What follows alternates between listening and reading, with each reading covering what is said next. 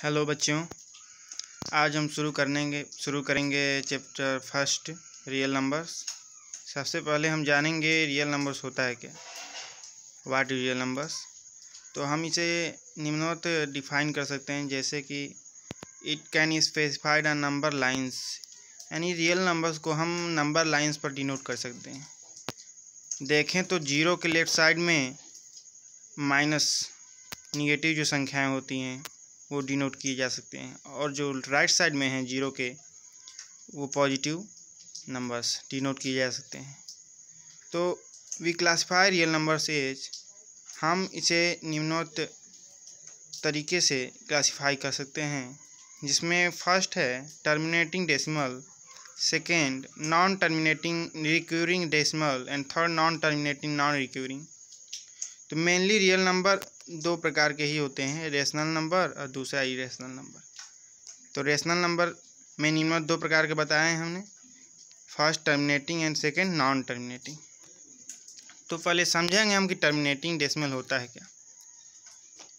Terminating decimal जब हम किसी संख्या से एक बड़ी संख्या में भाग देते हैं और वह उसका रिमाइंडर शून्य आए, मतलब अंततः उसका क्या हो, रिमाइंडर शून्य आए, वो कट जाए पूरी तरह से भाग देने पर, तो टर्मिनेटिंग डेसिमल कहा जाता है। मतलब डेसिमल में जाए और उसका एंड क्या हो, जीरो आए।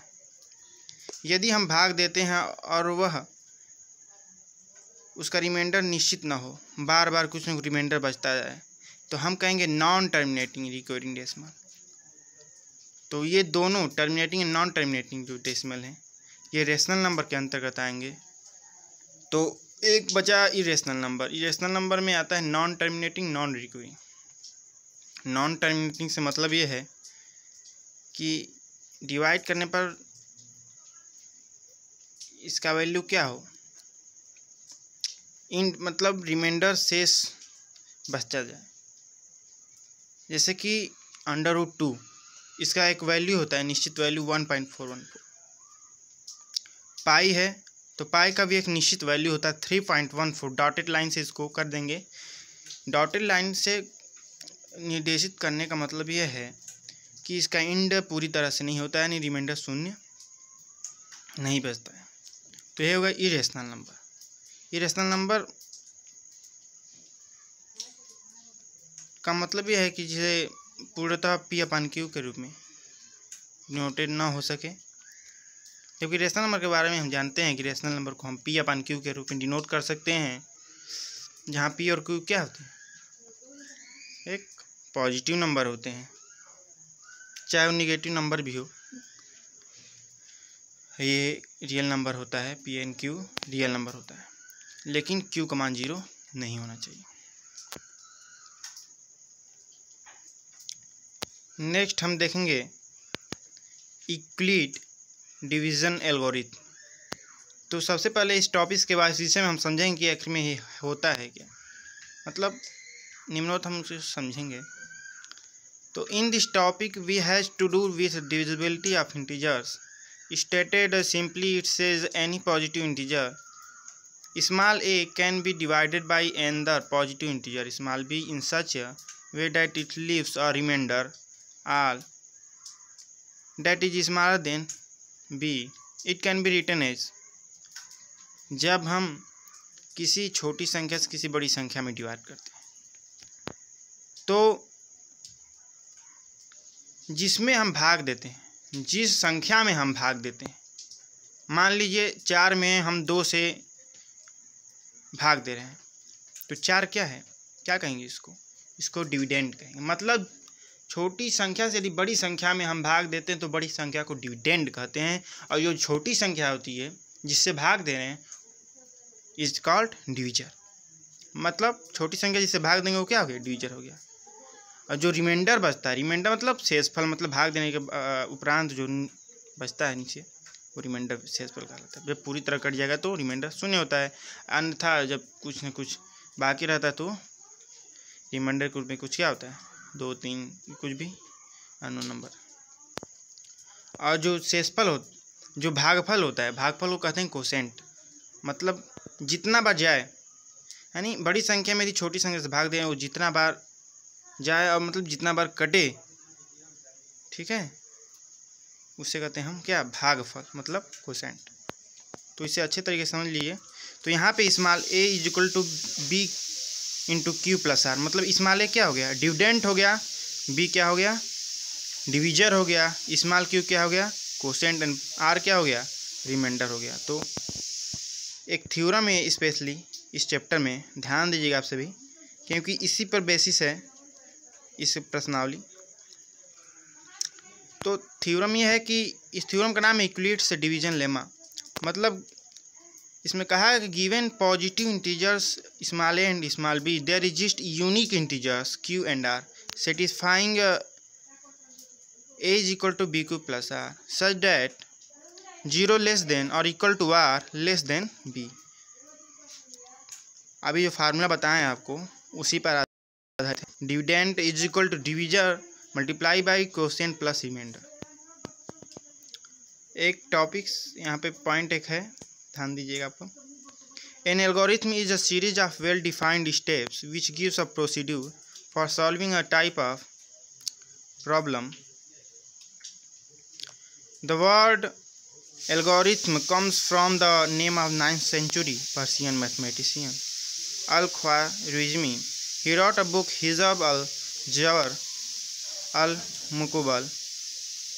मतलब कहने का ये है कि एल्गोरिथम जो है वो सीरीज होता है, एक श्रृंखला होता है, वेल डिफाइंड मतलब अच्छी तरीके से परिभाषित सीरीज, मतलब जिसे उस सीरीज मतलब जिसे वेल डिफाइंड मतलब अच्छी तरीके से डिफाइन किया है उसके स्टेप बाय स्टेप, जिसका एक निश्चित प्रोसीड्यूर होता है। तो एल्गोरिथम 9वीं शताब्दी में पर्शियन मैथमेटिशियन जो गणितज्ञ थे जिनका नाम था अल ख्वारिज़मी, उन्होंने एल्गोरिथम शब्द का निर्माण किया, मतलब खोज किया। उन्होंने एक पुस्तक लिखी थी जिसका नाम हिजाब अल जबर मुकबल। इस किताब का नाम क्या है, हिजाब अल जबर मुकबल। तो we understand Euclid's algorithm from an example. हम एक उदाहरण के माध्यम से इस थ्योरम को समझेंगे कि इस थ्योरम के माध्यम से हम किस प्रकार क्वेश्चन को सॉल्व करेंगे इस प्रश्नावली के, और इसका कहाँ कहाँ यूज है। तो एक एग्जाम्पल लेंगे हम। Use Euclid's algorithm to find the HCF of 4052 and 12576।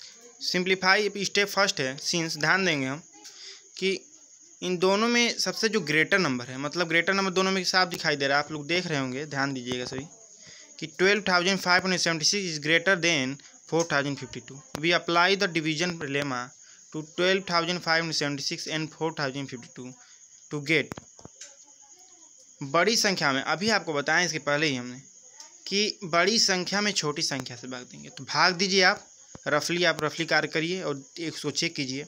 जब भाग देंगे, जिससे भाग देंगे और जिसमें भाग देंगे, मतलब बड़ी संख्या में भाग देंगे, तो बड़ी संख्या को क्या करेंगे आप, लेफ्ट साइड में लिखेंगे। तो वो जिसमें भाग दे रहे हैं आप उसको कहेंगे डिविडेंड।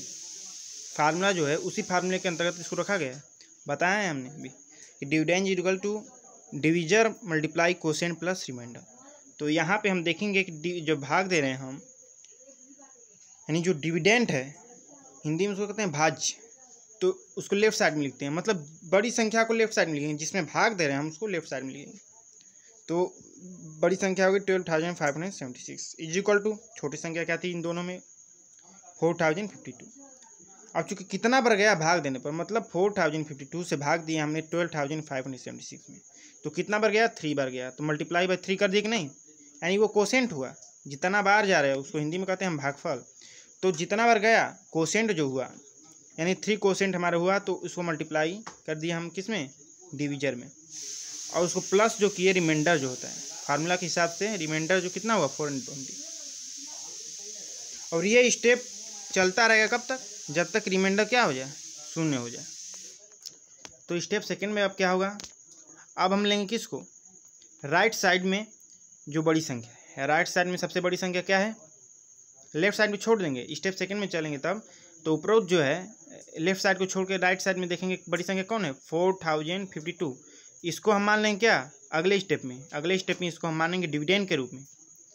और जो रिमाइंडर 420 है उसको हम क्या मानेंगे, उसको हम डिविजर मानेंगे। मतलब डिविजर क्यों माने, क्योंकि इससे छोटी संख्या से हम भाग देंगे, यानी 420 से हम भाग देंगे 4052 में, तो रिमाइंडर आ रहा है हमारा कितना 9, क्योंकि 9 से हम लोग मल्टीप्लाई किए फार्मूला के हिसाब से। इस बार अब जो हमारा रिमाइंडर है बचा कितना 272 बचा, 272 बचा। आगे हम इसमें देख लेंगे मेन जो नंबर है उसका एक रूल क्या है। जैसे कि 452 क्या हो गया डिविडेंड, 272 क्या हो गया, 272 क्या हुआ हमारा रिमाइंडर हुआ, कोसेंट हमारा हुआ 9, कोसेंट क्या हो गया 9, और 420 क्या हो गया डिवीजन। स्टेप थर्ड में हम आएंगे जिस तरह हमने स्टेप सेकंड में किया, स्टेप फर्स्ट का सहायता लेके, उसी प्रकार स्टेप थर्ड में हम इसका साथ लेंगे स्टेप सेकंड का। मतलब स्टेप थर्ड में हम ध्यान देंगे कि उपरोक्त जो राइट साइड में जो 420 है वो ग्रेटर देन 272, मतलब 420 क्या है रिमाइंडर 272 से बड़ा है। ध्यान दीजिएगा 420 272 से क्या है ग्रेटर है, मतलब बड़ा है। तो बड़ा है तो जो संख्या बड़ी है अभी बताएं, जो बड़ी संख्या है उसको हम डिविडेंड मान के चलेंगे और उसको हम लिखेंगे किधर लेफ्ट साइड में। तो लेफ्ट साइड में हमने लिखा 420 इज इक्वल टू करके राइट साइड में हमने किसको रखा डिविजर को, और जब डिविजर से भाग देंगे डिविडेंड में जो हमारा भागफल आएगा मतलब कोसेंट जो आएगा वो कितना आएगा 1 आ रहा है, तो मल्टीप्लाई के रूप में हमने कर दिया, लिख दिया उसको। अब प्लस रिमाइंडर जो बचा 148 रिमाइंडर होगा। अब अगले स्टेप में क्या होगा, इस स्टेप स्टेप फोर्थ में हम फिर सहायता लेंगे इस स्टेप थर्ड का। स्टेप थर्ड में जो राइट साइड में जो ध्यान सुनिएगा, स्टेप फोर्थ में हम किसकी साथ लेंगे स्टेप थर्ड की। स्टेप थर्ड में जो राइट साइड में नंबर इक्वल के राइट साइड में है उसमें जो बड़ी संख्या कौन है 272, इसको अगले स्टेप में हम क्या मानेंगे डिविडेंड मानेंगे और लिखेंगे किसमें लेफ्ट साइड में 272 इक्वल कर देंगे। फिर जो यहाँ स्टेप थर्ड में जो रिमाइंडर बचा था 140 उसको डिविजर मानेंगे, मतलब इससे भाग देंगे किसमें 272 में, मतलब इसको मानेंगे 142 क्या डिविजर। तो नीचे हम लिखेंगे स्टेप फोर्थ में इक्वल के राइट साइड में लिखेंगे 140। जब भाग देंगे आप तो आएगा रिमाइंडर, इसका आप आएगा कोसेंट 1 आएगा तो मल्टीप्लाई करके 1 लिखेंगे और रिमाइंडर आएगा प्लस कर देंगे 124, मतलब जो फार्मूला को बताया थे उसी का अनुप्रयोग करना है इसमें। इस तरह आप आगे बढ़ते रहेंगे और जो भी प्रोसीड्यूर है उसका क्रमवत पालन करेंगे। स्टेप 5 हुआ, स्टेप 6 क्रमागत, स्टेप 7। तो लास्ट में जब हम आएंगे करते करते तो स्टेप 7 में हम देखेंगे कि स्टेप 6 की सहायता लेंगे स्टेप 7 में। तो यहाँ पे स्टेप 6 में राइट साइड में हमारा 24 क्या है, 24 क्या है बड़ी संख्या है, तो इसको हम क्या मानेंगे अगले स्टेप में क्या मान के चलेंगे। आपसे हमने कहा था कि जो बड़ी संख्या है उसको डिविडेंड मान के लेफ्ट साइड में लिखेंगे अगले स्टेप में। तो ये 24 क्या हो गया हमारा डिविडेंड हो गया। और क्योंकि रिमाइंडर को क्या मानेंगे हम बताए थे कि रिमाइंडर को क्या मानेंगे हम डिविजर मानेंगे, यानी भाग देंगे छोटी संख्या से बड़ी संख्या, तो इसको डिविजर मानेंगे तो लिखेंगे राइट साइड में इक्वल के राइट साइड में हमने लिख दिया 4। और जब भाग देते हैं तो जो हमारा कोसेंट बचता है वो 6 होता है, यानी मल्टीप्लाई बाई के रूप में लिख देंगे आपका कोसेंट 6 मल्टीप्लाई में और प्लस 0 कर दिए। क्यों किए, क्योंकि आप भाग जब देंगे 4 से 24 में तो पूरी तरह क्या है डिविजिबल है, 4 6 जा 24 भाग तो आता ही होगा, आप लोग को ध्यान दीजिएगा। जब भाग देंगे 4 से 24 में तो 6 बार जाएगा, 6 4 जा 24, तो रिमाइंडर कितना बचा एट लास्ट 0। और प्रोसीड्यूर यहीं पे क्या होता है एट लास्ट ये खत्म होता है, नहीं the remainder has now become 0 so our procedure stop. जब तक हमारा ये प्रोसेस स्टेप कब से चलता रहा, स्टेप 7 में आके क्यों रुक गया, क्योंकि हमारा रिमाइंडर क्या होगा 0। और ये इसका थ्योरम का यही अनुप्रयोग है कि जब तक रिमाइंडर 0 ना हो जाए इसको स्टॉप नहीं करेंगे स्टेप को। तो यहाँ पे हमारा रिमाइंडर क्या होता है 0 आता है, यहाँ पे स्टॉप कर देंगे प्रोसीड्यूर को। अब जो डिविजर है, डिविजर क्या है इसमें लास्ट में डिविजर, मतलब जिसे भाग दिए थे वो 4 से भाग दिए थे ना, तो 4 क्या हो गया हमारा एचसीएफ हो गया, हाईएस्ट कॉमन फैक्टर। मतलब एचसीएफ का मतलब क्या हिंदी में कहते हैं महत्तम समापक। तो एचसीएफ का मतलब ही क्या होता है कॉमन जो होता है दोनों संख्या में, 4 से जब हम डिवाइड किया 24 को तो क्या हो गया, इन दोनों में कॉमन 4। अब बड़ी संख्या जो थी क्या थी हमारा, ये जिसका जो HCF 4 है वही बड़ी संख्या जो हमारा क्वेश्चन दिया था उसका HCF होगा, मतलब 12,576 और 4,052 में कॉमन 4 होगा, मतलब यही HCF होगा। तो आई का जो प्रश्नावली है, जो हमारा प्रश्नावली शुरू होगा 1.1, इसी थ्योरम पर बेसिस है, लेमा जो थ्योरम है यूक्लिड लेमा थ्योरम इसी पर बेसिस है। तो आप सॉल्व कीजिएगा, आपके सामने क्रिएट होगा, कमेंट सेक्शन में आप लोग पूछ सकते हैं, एक्सरसाइज सॉल्व कीजिएगा। ठीक है, आज के लिए बस इतना ही।